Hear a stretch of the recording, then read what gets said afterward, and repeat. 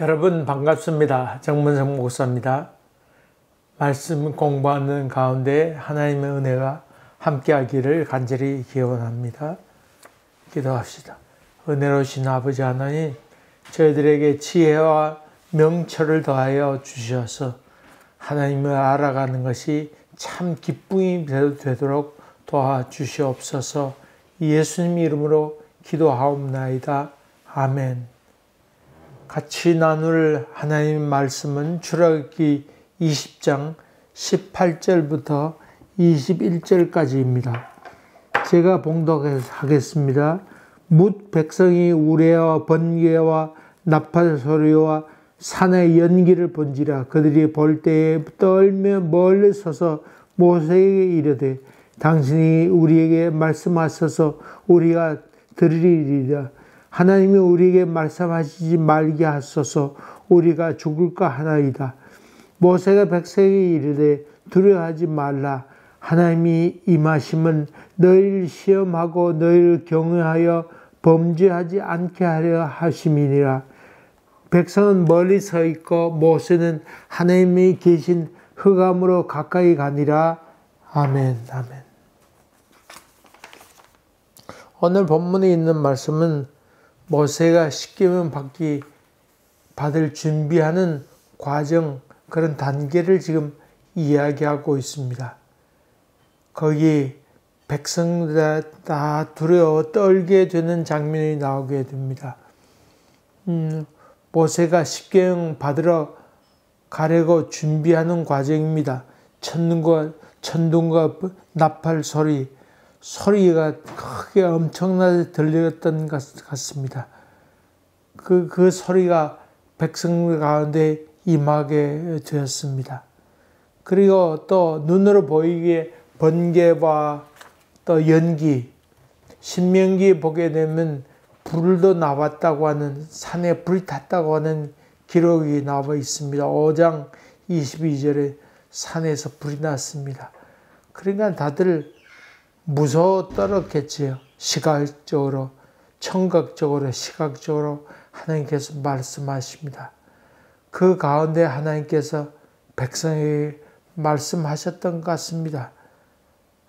주의 말씀을 하시게 되니까 모두가 두려워서 감히 가까이 가지 못하게 되었습니다.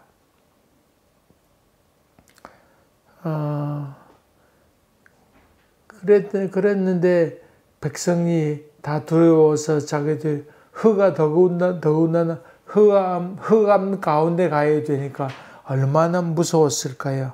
감히 가지 못하고 있었는데 백성들이 모세에게 당신이 가소서, 그럼 당신이 가라고 그렇게 얘기하고 있죠. 여기 나오는 천둥과 나팔 소리, 이 번개와 연기, 불, 이런 모든 것들은 다 하나님의 임재를 나타내고 있지요. 여러분이 잘 아는 종교개혁가였던 마르틴 루터 같은 경우, 친구와 함께 같이 가다가 친구가 벼랑이 맞아 죽는 것을 목격하게 되면서 그가 두려워 떨게 됩니다. 그러면서 하나님께 소원 기도를 하게 됩니다. 하나님, 나를 살려주시면 내가 당신의 신부가 되겠습니다. 내가 수도원에 들어가서 당신의 종이 되겠습니다. 그런 소원을 하게 되지요. 그리고 정말 그가 살게 될 때 그 약속을 지키기 위하여 수도원으로 들어가게 됩니다. 이 십계명은 하나님께서 이미 말씀하신 이후에 그 다음에 돌판을 하나님께서 모세에게 주셨던 것 같습니다. 이스라엘 백성은 모두 하나님을 직접 만나면 다 죽을 줄 알았습니다. 그래서 두려워했습니다. 우리 백성들이 감당하기 어려웠다고 하는 말이지요. 그래서 필요한 것이 바로 중보자였습니다.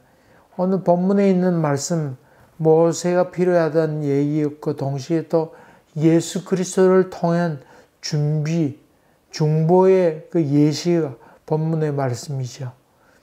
하나님의 의도는 두려워 공포에 떠는 것 아니고 경외하는 것이지요. 하나님의 백성으로서 범죄하지 않고 질서 가운데 하나님 백성답게 살도록 하기 위한 방법이죠. 그 이후에 모세가 흑암 가운데 들어가게 됩니다. 흑암, 암흑, 폭풍 중 그런 표현 나와 있는데 이 표현은 사실 마치 대제사장이 지성소 안에 들어가는 캄캄한 하나님이 임재한 그 성전 안에 들어가는 모습을 묘사한 것과 똑같은 장면이지요. 어두웠습니다. 여러분, 예수님께서 이 땅에 오심도 바로 이 중보자로서의 역할이지요. 예수님께서 하나님을 두려워하는 존재로 여기지 않고 아버지 그렇게 불렀지요. 아빠라고 하는 표현은 자기 참 사랑의 관계 그런 표현을 한 것이죠. 다른 사람은 감히 그렇게 들어서 감히 이름 부르지 못할 그런 때였는데 예수님은 하나님을 향하여 아버지라 그렇게 불렀습니다. 그래서 예수님께서 십자가에 달려 죽게 되었는데 하나님을 자기 아빠라 불렀다. 건방지다. 참남죄라 예수님께서 십자가에 달려 죽게 됐죠. 그리고 예수님은 제자들과 함께 안식일에 밀 이삭을 잘라 먹기도 했습니다. 그리고 또 안식일에 감히 아무것도 하지 못할 그때 이 안식일은 바로 사람을 위해서 있는 것이라 그렇게 말씀하시기도 하고 굶주린 백성을 5병의 이어로 기적을 베풀어서 그들을 먹이게 하셨습니다.